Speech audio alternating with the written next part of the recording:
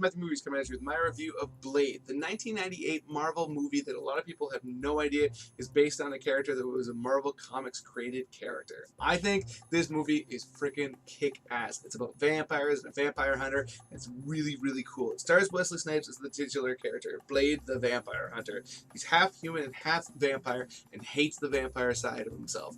Basically, he has a lot of the positives and the negatives of being a vampire. Yes, he has extreme endurance and he can jump and he's got great strength and he's very fast and all that kind of stuff, but he also does need to drink blood, which is something he does not want to do because he hates being a vampire. However, he is able to walk in the sun because he is part human. It's an interesting idea of this kind of amalgamation of the two races and really a great setup for this film. This movie, I think, is really, really, really rad. He basically goes around killing vampires left, right, and center, and it gives you a lot of sequences that are action-packed and awesome, and they also do a lot of character building and give you a whole world in this movie. That's one of the big strengths of this movie, I think. But this movie starts off with one of the coolest scenes, openings ever, in my personal opinion. Basically, you get introduced to this guy, he gets taken to a bar and a party, and he thinks he's going to have a great time. All of a sudden, the sprinklers open up, and they're spraying blood all over the place, and he realizes he's surrounded by vampires, and they're going to eat him until Blade shows up. And he goes around just destroying vampires left, right, and center while this dance music is played in the background. It's very frenetic. He seems to be having a lot of fun. There's moments where he's got a huge smile on his face, but throughout the rest of the film, you realize that that is not who this guy is. The rest of the time, he's very, very dour, and I think that's one of the biggest positives of this movie, how Blade is created and not created, but basically shown how he seems to be having a ball when he's out there killing these vampires and coming up with these cool ways of doing it with the help of somebody else. But then whenever he's not fulfilling his mission, he seems to be pained and suffering, and because he's trying to struggle against the desire to use his vampire abilities to swallow the blood of and survive off the blood of humans. It's very, very, very well told character, and it's really important that they set him up so well in this film, and I think it's a major, major positive of this film. Like I said before, I really love the vampire world that they create in this, where basically it takes place in like a modern New York. I'm not 100% sure if it is New York, but basically a New York style city, and you find out that there's all these clubs that are actually vampire clubs, and they have all these symbols outside that basically let you know what you're into. And I really, really like the way that they set that whole thing up.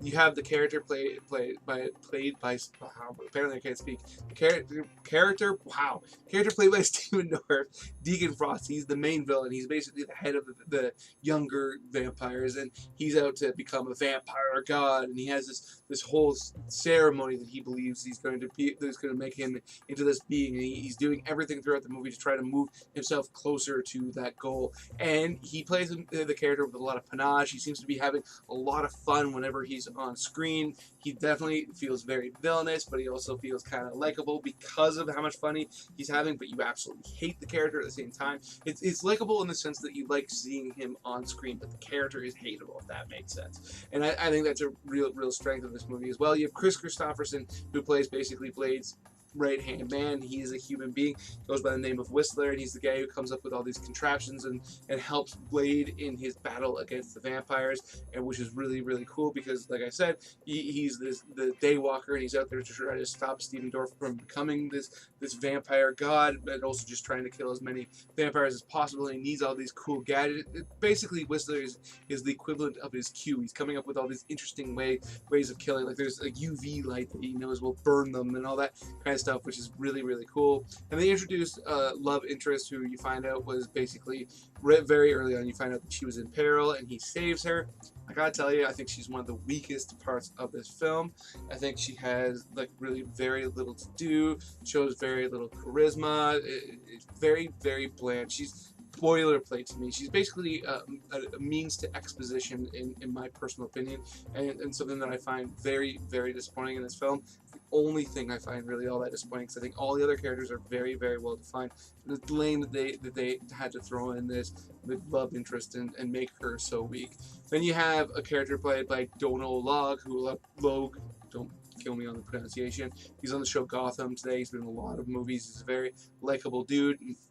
He's one of Deacon Frost's right-hand henchmen. There's another one, and he basically goes around and he is the secondary leader of all these vampires, and Blade just loves hacking him up. And there's all these scenes where you see part of him get destroyed, and he's trying to heal throughout the entire movie. And adds a lot of like comedic value to the film, because otherwise there would be absolutely none. And I think he's very, very imperative to the success of this movie.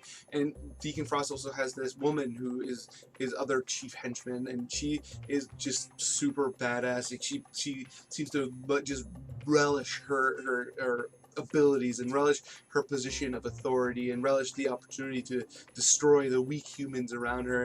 And I can't remember the name of the lady who plays her, but I thought she did an exceptional job. And the only other character that I think really deserves mention, that is very, very notable, but is only in one scene, is they have this record keeper guy who is in charge of basically keeping all the vampire information. And you see him, and he's just this gigantic, he looks like he's like 800-pound vampire or whatever. And when you see him on screen, he's very, very compelling, because you don't see characters that look like that ever. Reminds me a lot of another character from the Marvel Comics universe that is all about this TV world. I think it's just really, really, really cool to see him, and the way that they made him look is a real strength for this movie. I have a lot of fun with this movie. Like I said, it's got lots of great action. There's some very, very well-defined characters, and it set up the whole Marvel universe to a degree that we see today. I mean, it's not currently linked in with the Marvel Cinematic Universe, and you never know, things can change in that degree. I know they got the rights to the character back, and you never know that they could maybe work it out so that somehow it's tangentially linked. But right now it's not, but I still think that it's responsible for a lot of the stuff that we're seeing today. And if you're a fan of that, you have this to thank, and if you're not a fan of that, you have this to thank. So those are my thoughts on the film. Let me know in the comment section below what you think. If you're a fan, whatever. Other than that, please hit that like button, hit that share button. It makes it much more likely that other people find this video and come and check it out and let me know what they think. And speaking of which, if you're new here, you just haven't done it yet, please hit subscribe, hit that notification bell. It'll let you know when I put out something new, and you can come and check it out. Other than that, have yourself a good day.